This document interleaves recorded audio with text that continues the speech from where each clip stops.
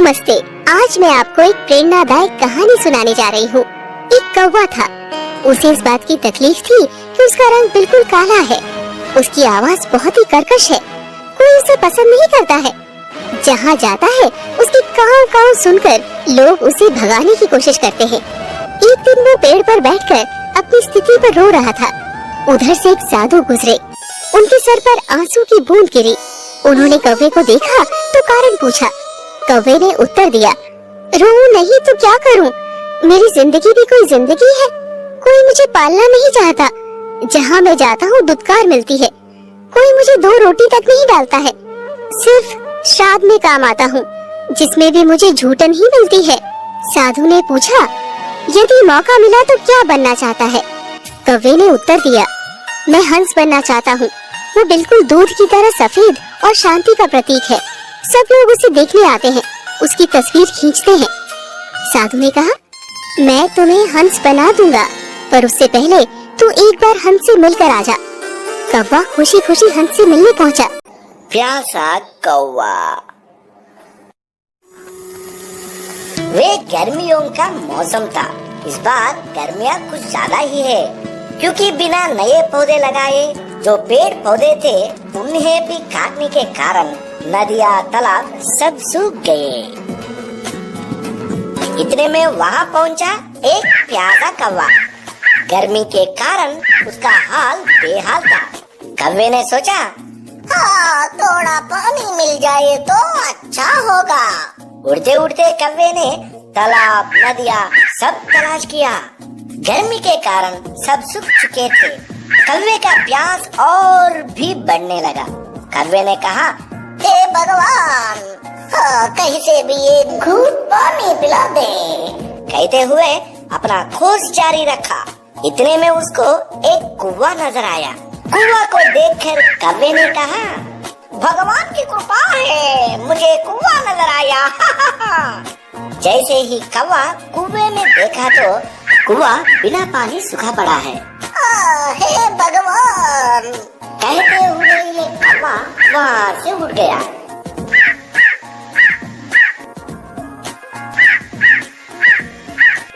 उड़ते उड़ते उसकी नजर एक घर के पास रखा हुआ लटके पे गए।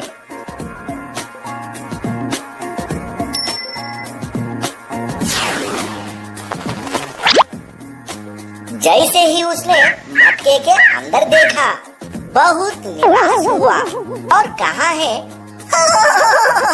हे भगवान, पानी तो दिया लेकिन इतना कम कि मैं नहीं पी सकता हूँ, क्योंकि पानी बहुत नीचे है। वे बहुत निराश हुआ। बहुत पुरानी बात है। एक विशाल जंगल में बहुत से पशु पक्षी रहा करते थे। उनके बीच एक रंगीला नाम का बड़ा ही नेक हिरण भी रहता था। वो बहुत ही मेहनती, मिलनसार और परोपकारी था। वो अपने मन, कर्म और वचन से सबका ख्याल रखता था। किसी का स्वास्थ्य खराब होने पर वो हालचाल लेने के साथ साथ उसके उपचार की भी व्यवस्था करता था। वो जहाँ रहता था वहाँ अपने मेहनत से चारों तरफ हरियाली फैलाए रहता था। एक बार रंगीला स्वयं बीमार पड़ गया। उसे ऐसा बुखार चढ़ा कि उतरने का नाम ही नहीं ले रहा था। उसने स्वयं कुछ जड़ी बूटियाँ खाईं, लेकिन कोई लाभ नहीं हुआ। उसकी बीमारी की खबर जंगल में फैल चुकी थी, लेकिन उसे देखने के लिए कोई नहीं आया। तब उसका मन अधिक मुरझा गया। उससे उठा नहीं जा रहा था।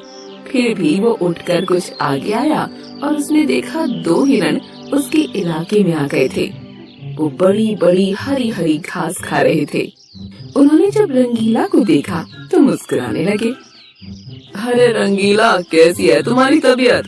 हम तो तुमसे ही मिलने आए हैं, तुम्हारा हालचाल जानने आए हैं।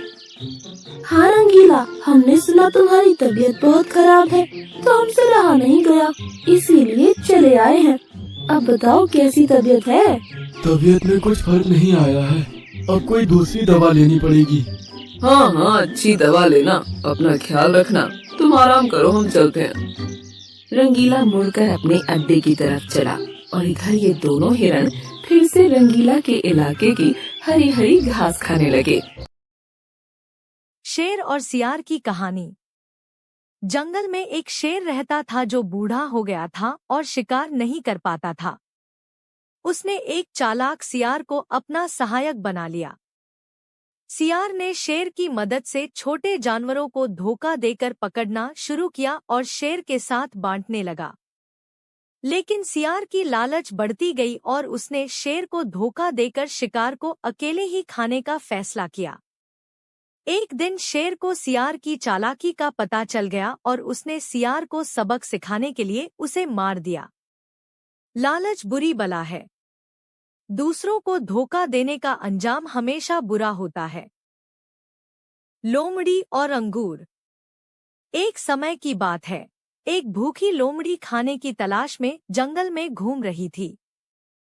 चलते चलते उसे एक अंगूर की बेल दिखाई दी, जिस पर बहुत सारे रसीले अंगूर लटके हुए थे।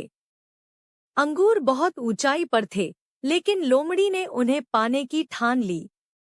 लोमड़ी ने कई बार ऊंचाई तक पहुंचने की कोशिश की, लेकिन वह उन तक नहीं पहुंच पाई। उसने जोर जोर से छलांग लगाई, लेकिन हर बार असफल रही। आखिरकार थककर लोमड़ी ने हार मान ली और बोली, ये अंगूर तो खट्टे हैं, इन्हें खाकर क्या फायदा। यह कहकर वह वहां से चली गई। जादुई आम का पेड़। एक बार एक आम का पेड़ था जो आमों से भरा हुआ था, सूरज की तरह पीला। पेड़ में एक छोटा पीला फूल था। उस फूल से एक छोटा सा आम निकला, जिसका रंग पीला था। आम ने अपनी आंखें खोलीं और दुनिया को नमस्कार किया। जैसे जैसे समय बीतता गया, आम बढ़ने लगा और बड़ा होता गया। लेकिन आम अपनी कमर के आकार को लेकर बहुत चिंतित था। उसने देखा कि उसकी कमर समय के साथ बढ़ती जा रही थी और वह इस बात से बहुत डर गया। उसने सोचा, अगर मेरी कमर बढ़ती रही तो यह बहुत भारी हो जाएगी। शाखा मेरा वजन नहीं संभाल पाएगी और मुझे नीचे गिरा देगी। अगर मैं शाखा से गिर गया तो मैं मर जाऊंगा। इसी तरह आम बढ़ता रहा। जैसे जैसे समय बीतता गया, आम अपने पूरे आकार में बढ़ गया और बहुत भारी हो गया। जैसा कि उसने सोचा था, शाखा ने आम को छोड़ दिया और वह बहुत जोर से जमीन पर गिर गया। इस झटके से आम बेहोश हो गया। कुछ समय बाद जब आम को होश आया तो उसने देखा कि पक्षियों ने उसका छिलका उतार दिया था और जमीन पर सिर्फ उसका दिल, बीज, बचा था। अब आम बहुत डर गया क्योंकि वह निश्चित रूप से जमीन पर मुरझाकर मर जाएगा। आम को इतना डरा हुआ देखकर पेड़ ने कहा, चिंता मत करो प्यारे आम, यही जीवन है। तुम्हारा पुनर्जन्म एक विशाल आम के पेड़ के रूप में होगा। यह कहते हुए पेड़ ने आम को जमीन में गाड़ दिया और उसके खिलने का इंतजार करने लगा। बहुत जल्द ही आम फिर से जीवित हो गया। उसने देखा कि वह एक सुंदर और बड़े आम के पेड़ में बदल गया है। शाखाओं पर ढेर सारे आम लगे हुए थे, सभी पीले रंग के। बच्चे आम के पेड़ के पास खेल रहे थे और आम तोड़ने की कोशिश कर रहे थे। आखिरकार आम को एहसास हुआ कि पेड़ ने क्या कहा था और वह अपने नए जीवन से बहुत खुश था। प्यासा कौवा। वे गर्मियों का मौसम था। इस बार गर्मियाँ कुछ ज्यादा ही है, क्योंकि बिना नए पौधे लगाए जो पेड़ पौधे थे उन्हें भी काटने के कारण नदियाँ, तालाब सब सूख गए। इतने में वहाँ पहुँचा एक प्यासा कौवा। गर्मी के कारण उसका हाल बेहाल था। कौवे ने सोचा, हाँ, थोड़ा पानी मिल जाए तो अच्छा होगा। उड़ते उड़ते कौवे ने तालाब, नदियाँ सब तलाश किया। गर्मी के कारण सब सूख चुके थे। कौवे का प्यास और भी बढ़ने लगा। कौवे ने कहा, हे भगवान, हाँ, कहीं से भी एक घूंट पानी पिला दे। कहते हुए अपना खोज जारी रखा। इतने में उसको एक कुआं नजर आया। कुआं को देखकर कौवे ने कहा, भगवान की कृपा है, मुझे कुआं नजर आया।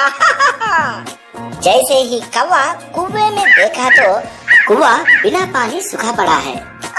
हे भगवान, कहते हुए ये कौवा वहाँ से उड़ गया।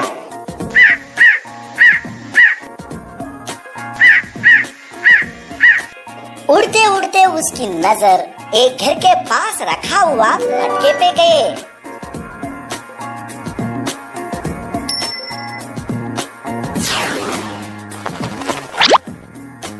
जैसे ही उसने मटके के अंदर देखा, बहुत निराश हुआ और कहा है, हे भगवान, पानी तो दिया लेकिन इतना कम कि मैं नहीं पी सकता हूँ क्योंकि पानी बहुत नीचे है। वे बहुत निराश हुआ।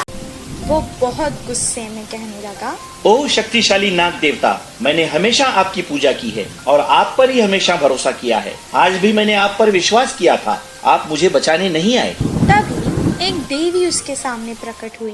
पंडित, मैंने हमेशा तुम्हारी सहायता की है।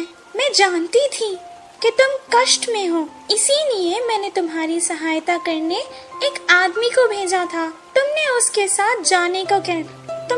साथ जाने से मना कर दिया। मैंने फिर एक गाड़ी भेजी थी, तुमने उस पे जाने से मना कर दिया। मैंने फिर एक नाव भी भेजी थी, तुमने उसमें जाने से मना कर दिया। मैंने तुम्हारी मदद करनी चाहिए। अब अगर तुमने मुझे नहीं पहचाना और यहीं पर बैठे रहे तो मेरी क्या गलती है? इतना कहकर वो गुस्से में वापस गायब हो गई। वो पछताताप करने लगा। बहुत पुरानी बात है। एक विशाल जंगल में बहुत से पशु पक्षी रहा करते थे। उनके बीच एक रंगीला नाम का बड़ा ही नेक हिरण भी रहता था। वो बहुत ही मेहनती, मिलनसार और परोपकारी था। वो अपने मन, कर्म और वचन से सबका ख्याल रखता था। किसी का स्वास्थ्य खराब होने पर वो हालचाल लेने के साथ साथ उसके उपचार की भी व्यवस्था करता था। वो जहाँ रहता था वहाँ अपने मेहनत से चारों तरफ हरियाली फैलाए रहता था। एक बार रंगीला स्वयं बीमार पड़ गया। उसे ऐसा बुखार चढ़ा कि उतरने का नाम ही नहीं ले रहा था। उसने स्वयं कुछ जड़ी बूटियाँ खाईं, लेकिन कोई लाभ नहीं हुआ। उसकी बीमारी की खबर जंगल में फैल चुकी थी, लेकिन उसे देखने के लिए कोई नहीं आया। तब उसका मन अधिक मुरझा गया। उससे उठा नहीं जा रहा था। फिर भी वो उठकर कुछ आगे आया और उसने देखा 2 हिरण उसके इलाके में आ गए थे। वो बड़ी बड़ी हरी हरी घास खा रहे थे। उन्होंने जब रंगीला को देखा तो मुस्कुराने लगे। अरे रंगीला, कैसी है तुम्हारी तबीयत? हम तो तुमसे ही मिलने आए हैं, तुम्हारा हालचाल जानने आए हैं। हाँ रंगीला, हमने सुना तुम्हारी तबीयत बहुत खराब है, तो हमसे रहा नहीं गया, इसीलिए चले आए हैं। अब बताओ कैसी तबीयत है? तबीयत में कुछ फर्क नहीं आया है, अब कोई दूसरी दवा लेनी पड़ेगी। हाँ, अच्छी दवा लेना, अपना ख्याल रखना। तुम आराम करो, हम चलते हैं। रंगीला मुड़कर अपने अड्डे की तरफ चला और इधर ये दोनों हिरण फिर से रंगीला के इलाके की हरी हरी घास खाने लगे।